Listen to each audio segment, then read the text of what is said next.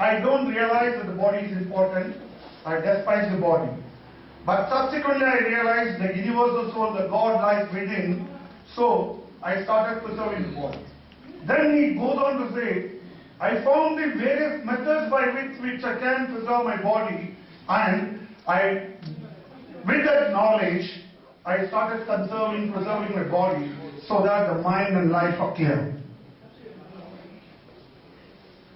One who destroys his body destroys the life energy. It is not achieved with perfect wisdom. I realize the will to preserve the body and preserve the body to preserve the life energy.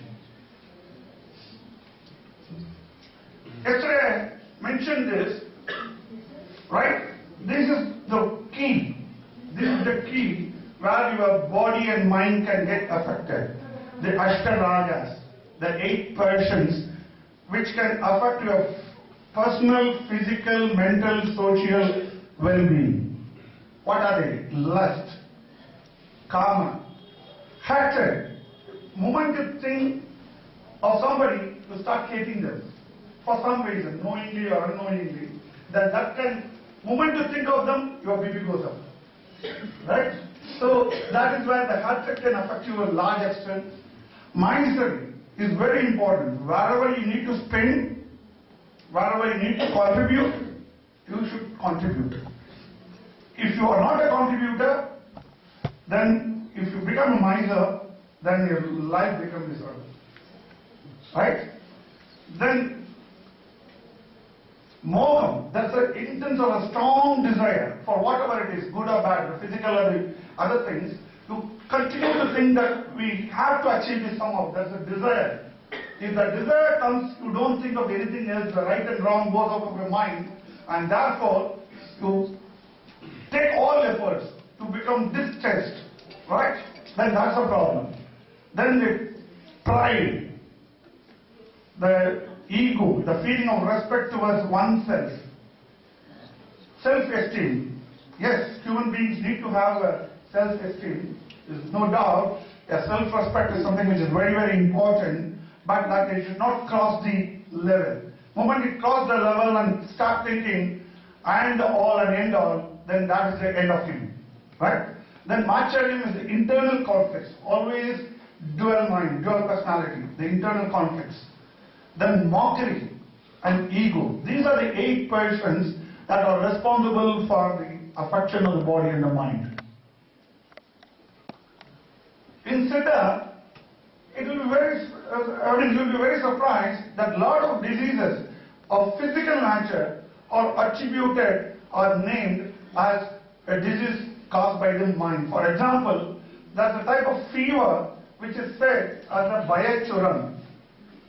Fever due to fright, fever due to desire, fever due to lust, Kamasuram, excess anger.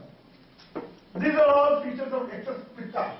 So this excess pitta, this excess pitta leads to fever. This excess pitta does not just come from eating hot food, spicy food, pungent food, but it can also come from the hatred, anger, lust. All those things can also increase your pitta. Right? Apart from the mental illness like the depression, schizophrenia, mood disorders, obsessive psychoneurosis, there are a lot of psychosomatic disorders that are caused due to the ill-balanced body and mind. So again, when the cause is both body and mind, when emotions can contribute to disease, the treatment approach, the healing approach can also not stop a drug. It's just not the drug which can. So that is why we say we need to have a holistic approach of everything. His food, his lifestyle, everything has to be taken into account. His environmental reasons, his mental status, everything has to be taken into account. That the long list of the 10 was given as to the Kala and all those things. Right. There's one more Tamil literature which I want to quote. Many of you might have heard about Tirukkural, which kind of is a Tamil Sangam literature. When I talk about Sangam literature, these literatures are 3,000 years old. When I talk about Sangam, what does Sangam mean? Sangha. Sangha is a place where a congregation of people with knowledge, and it's like a conference or a meeting, where for knowledgeable people come together, exchange their views, share their thoughts, and write them as a document. So that's those kind of literature is called as the Sangam literature. In one of the Sangam literature of Tirukkural, which is written by Thiruvalluvar, which has got 1330 couplets. Couplets is 2 lines, right? Mananalam Mannuir Akum, which means mental health is the root source for a better world and better life. Here, he does not talk about a better health. He talks about a better world.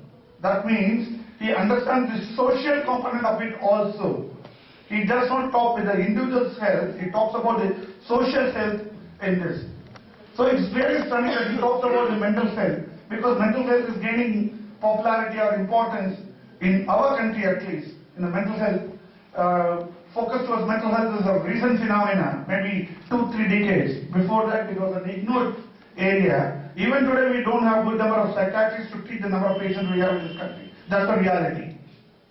Okay. There are 3 aids of healing. I know. There are 3 aids of healing. They are money, mantra, and aushadha. Money is the beads. The beads, it could be of tulsi roots, it could be of the mercurial amalgams, it could be of rudraksha. This is the way of treatment in Siddha. Mercurial beads and other beads. Then the mantra, recitation of words, maintaining a particular posture or rhythm. Maintaining a particular posture or rhythm. You simply cannot chant mantra in whatever pose you want to. Right? You have to sit erect, that's the posture, Padmasana maybe. You have to sit in that posture and chant mantra. You cannot lie in a bed and chant mantra. Right? So that's about mantra. Then aushadha. When we talk about aushadha, it's not just medicine. It's about food and medicine. If the food is around you, your medicine cannot be elsewhere. That's the basic principles understanding of Siddha. And majority of the material which are used as spice ingredients or culinary herbs in Siddha also have a health benefit which is now being proven after extensive elaboration. Okay, so this is again what Tirumala says, if the mind is perfect, there is no need to chant a mantra. If mind is perfect, there is no need to control the sense organs. If mind is perfect, no need to practice pranayama. If mind is perfect, human life is perfect. This is the relationship between the body and the mind according to Siddhas. But is it relevant? Is that possible? That's where we say, in current day scenario, human life is not perfect. Therefore, one needs to chant mantra, control the senses, practice pranayama. Though Tirumala has said you need not have to do that, he is saying that only for a person who has got a perfect mind. Unfortunately, we human beings do not have a perfect mind, so we need to do all these things. Purity in thought, in action, postures, respect and practice of healing is indispensable part of Siddha medicine. Maintaining good health or falling prey to disease is one's choice of food and lifestyle. It is who we can control. We can decide whether we want to have a healthy living or a disease based on what we eat, what lifestyle we follow. For this they are given the Ashtanga Yoga, the 8 tools, and this Ashtanga Yoga also finds a place in Tirumala's Tirumandiram, which is very extensive. This Ashtanga Yoga generally, you might have heard about it, the purity of thought, the ethical moral codes, respect for self, body postures, that is Yogasana. Now yoga is linked only with asanas. It's not so. There are 8 layers of it. That the breath control, the withdrawal of the senses, harmony with the emotions, concentration, contemplation and meditation.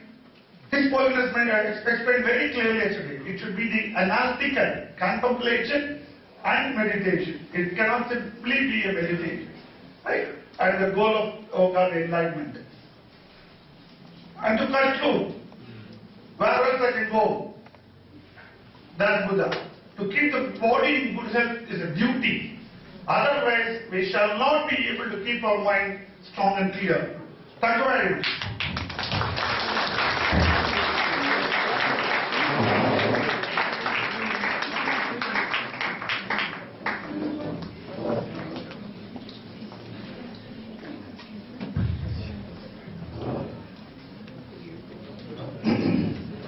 Thank you very much.